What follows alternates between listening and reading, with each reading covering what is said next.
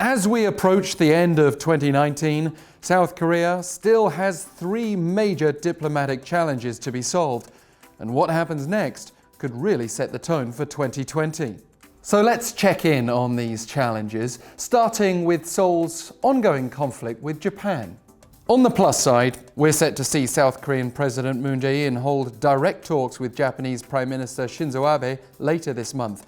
They'll both be in China for a trilateral summit, and it's a necessary breakthrough because lower-level talks over the last year haven't been able to resolve some of their urgent issues, namely Japanese trade restrictions and the South Korean Supreme Court decision that Japanese firms should compensate South Korean victims of Tokyo's colonial-era forced labor.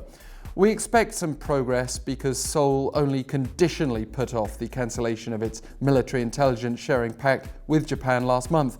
But Moon and Abe will be very wary of rushing into any deal. Abe will remember how at the end of 2015 he sealed a so-called Comfort Women agreement with then South Korean leader Park Geun-hye, only for the deal to be criticized strongly by victims of Japanese sexual slavery. Moon will remember how much political damage that did to Park, and how he himself had to effectively end the deal.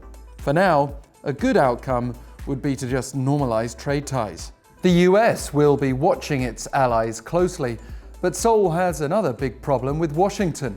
Defense cost-sharing negotiations have been particularly tough this year.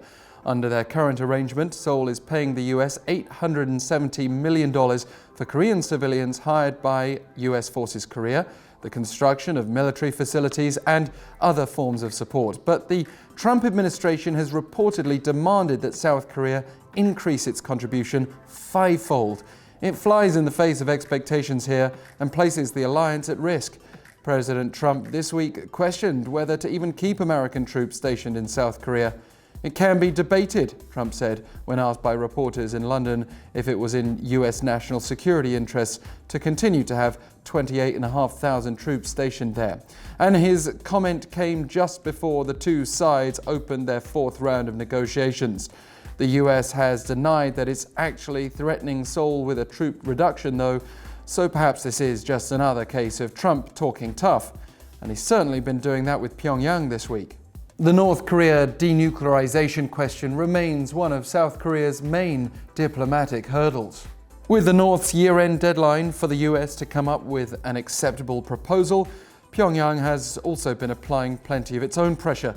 This week, Vice Foreign Minister Ri Tae-sung issued a statement urging the US to do its part to salvage negotiations.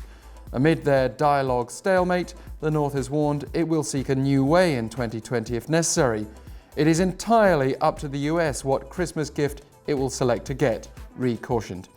The suggestion is North Korea could return to nuclear and long-range missile testing, but Trump could also return to his fire and fury attitude of 2017.